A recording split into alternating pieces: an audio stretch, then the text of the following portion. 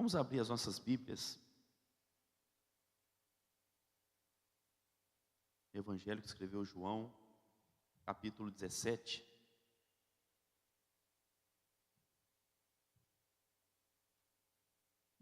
João 17.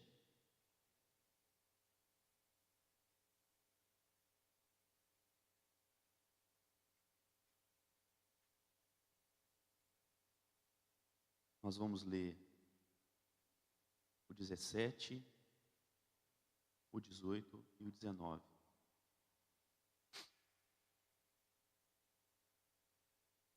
Pensam em ver a Rosângela aqui, né? Depois de um período de tratamento, né, Rosângela? Quantos meses?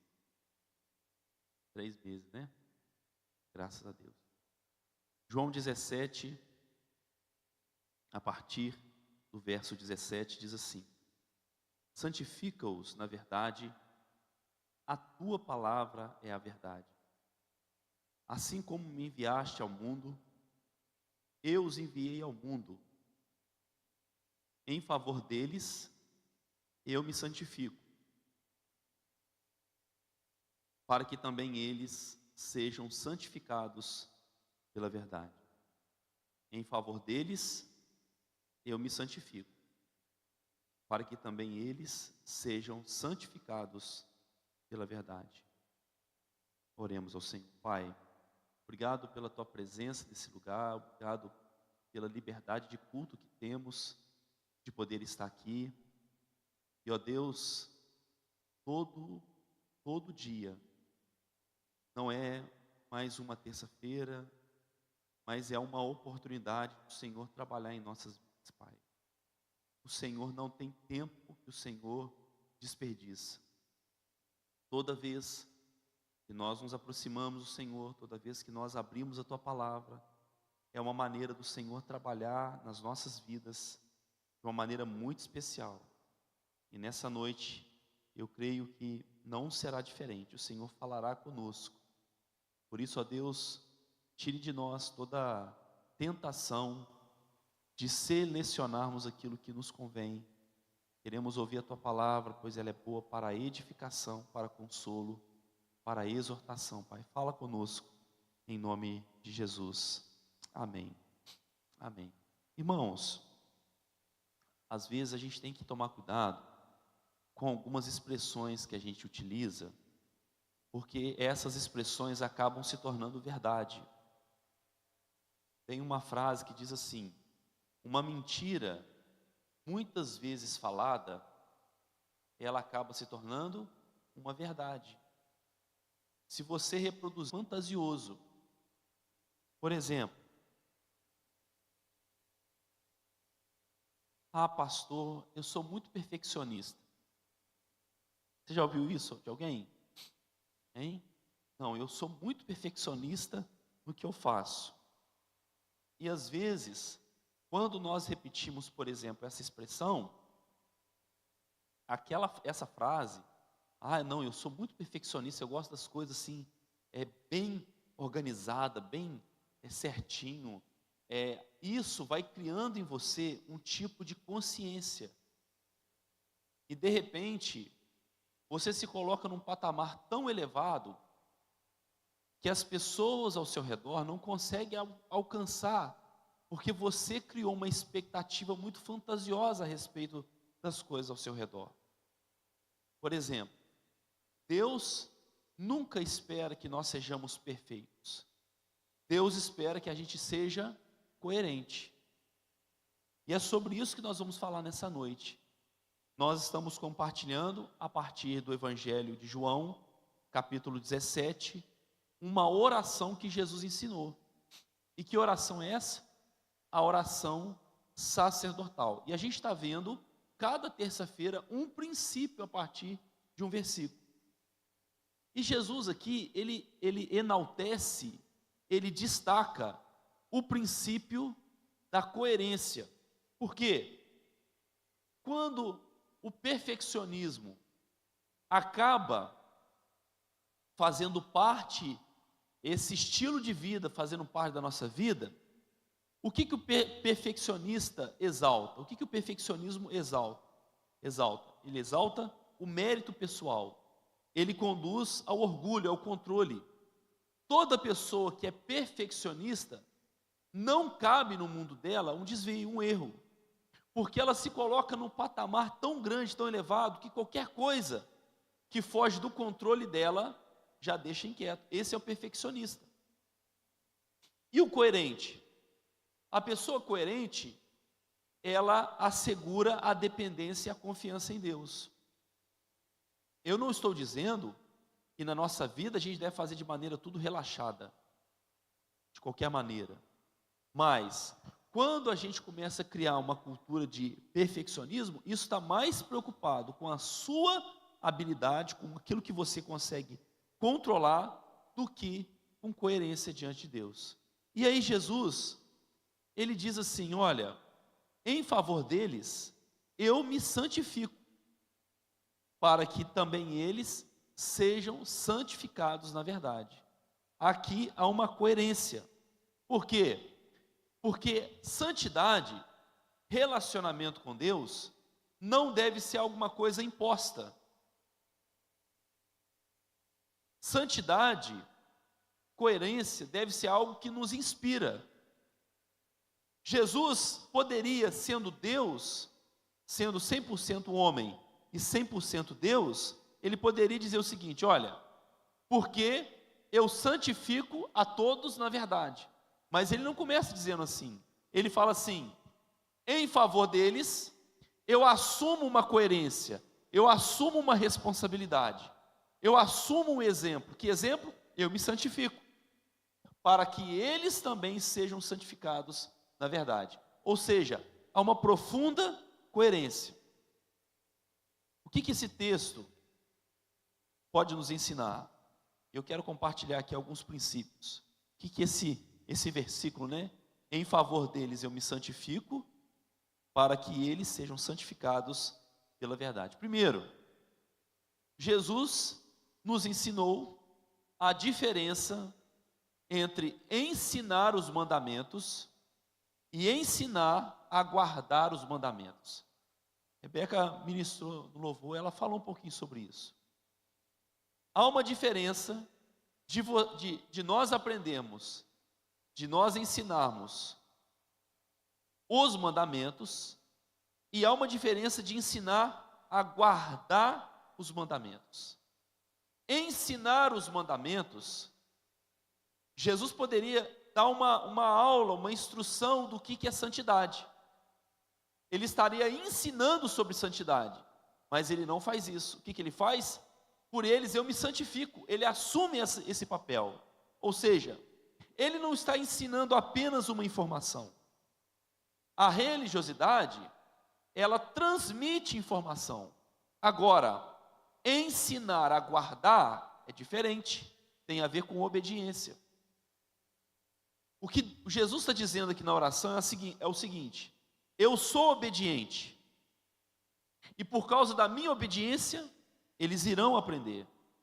Eu assumo essa minha responsabilidade, para que em mim eles possam aprender. Por isso, irmãos, que o que destaca no ministério de Jesus, não é a sua autoridade em mandar fazer alguma coisa. O que destaca no ministério de Jesus é a empatia, de se identificar conosco e de sempre assumir as suas responsabilidades antes de ensinar alguma coisa. Jesus, então, ele está nos ensinando essa diferença, porque às vezes a gente pode ensinar muita coisa, agora ensinar a guardar é outra coisa.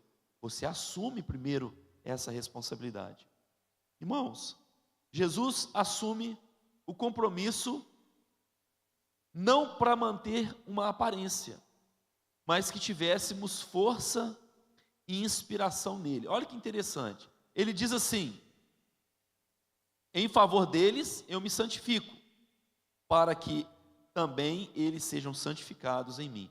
Jesus, quando ele cita essa palavra, ele está dizendo o seguinte: olha, nós podemos correr o risco de viver uma vida religiosa pela aparência. Por exemplo, a nossa frequência na igreja, a nossa rotina de vir à igreja, pode gerar uma rotina sem uma devoção sincera. O costume pode gerar em nós algo que a gente chega aqui de maneira automática. E a gente não para pensar, refletir sobre a nossa vida. Outra coisa, o nosso zelo com as coisas que envolvem o reino de Deus, se a gente não tomar cuidado com o zelo, ele pode gerar uma preocupação com a performance. Ou seja, às vezes eu estou mais preocupado com os detalhes do que de fato com a essência.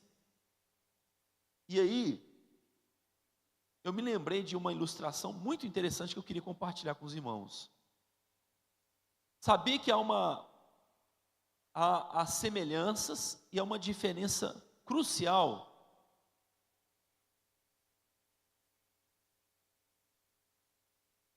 entre ventilador e moinho de vento. Olha que interessante, irmãos. Marli, a diferença do moinho de vento para um ventilador. Você já fez um moinho de vento, ô Messias? Um moinho de vento? Não. Olha só, irmãos. O moinho de vento, dependendo da posição que o vento bate, ou ele vai girar ao contrário, ou ele vai girar sentido horário, ou vai girar sentido anti-horário. Se o vento bater, ele gira. Por quê? Porque o que conduz o moinho de vento é uma força natural do vento. Ok? Agora, o que conduz o ventilador é uma energia. O ventilador, ele já não depende de um vento extra. A própria energia produz ali, de modo que a hélice possa produzir aquele vento.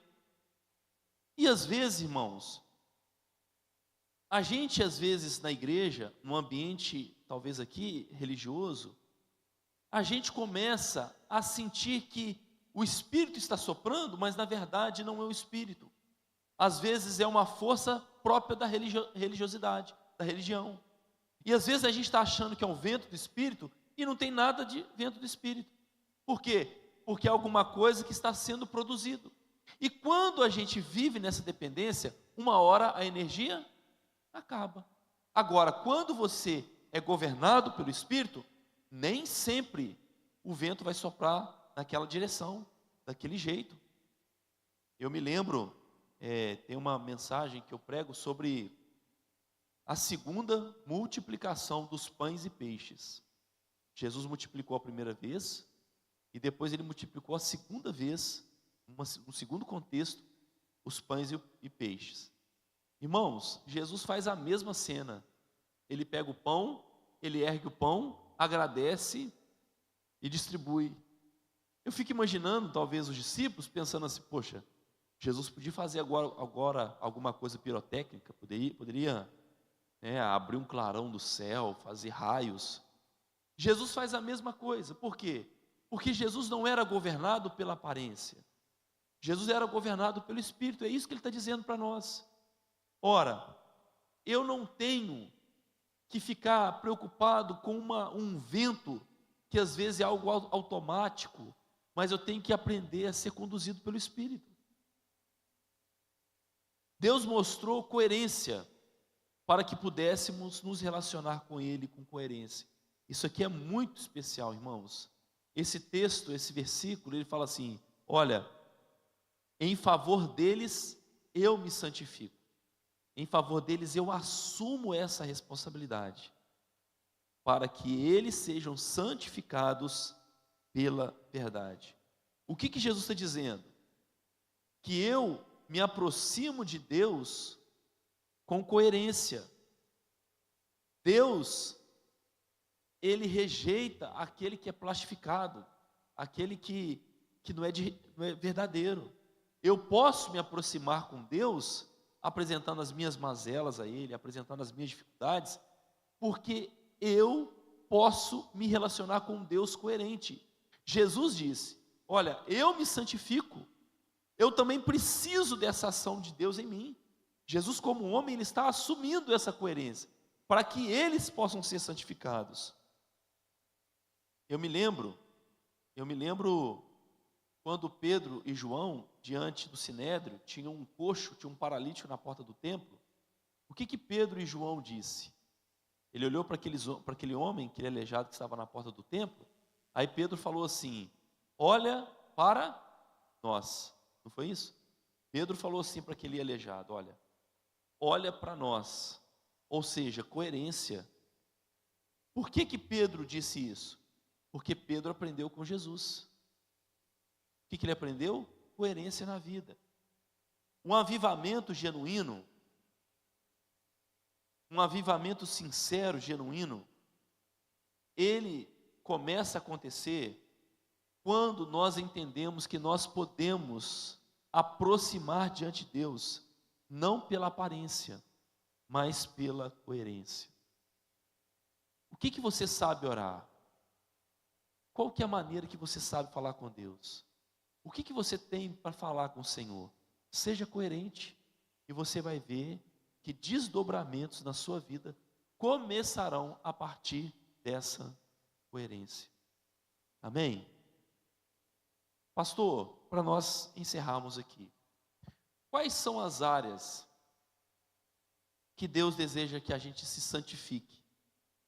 Ora, se Ele fala, eu me santifico em favor deles, para que eles sejam santificados pela verdade, então há um interesse de Deus na nossa santidade, na nossa santificação.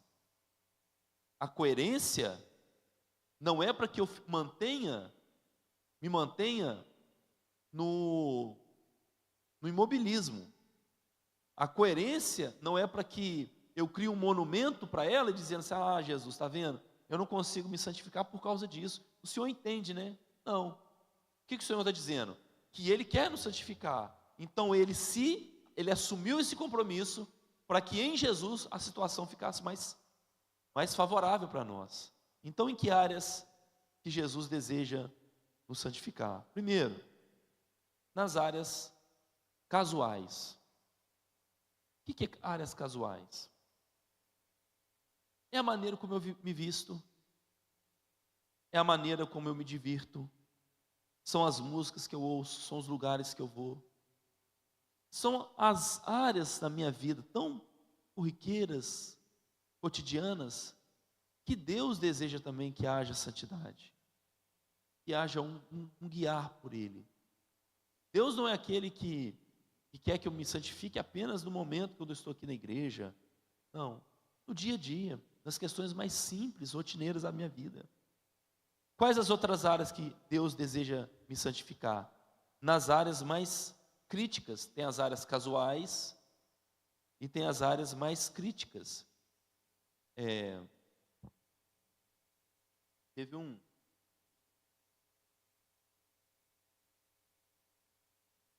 um vereador, ele fez algo muito interessante, admirado.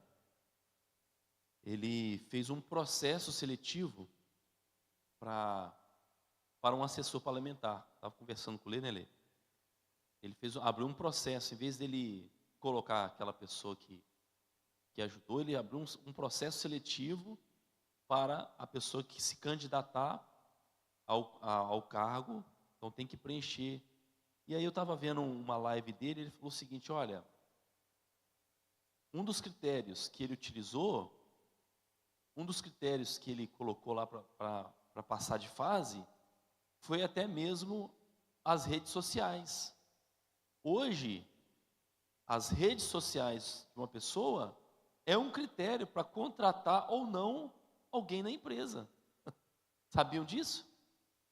Ora, se o mercado de trabalho, mercado secular, entende que as questões mais casuais da vida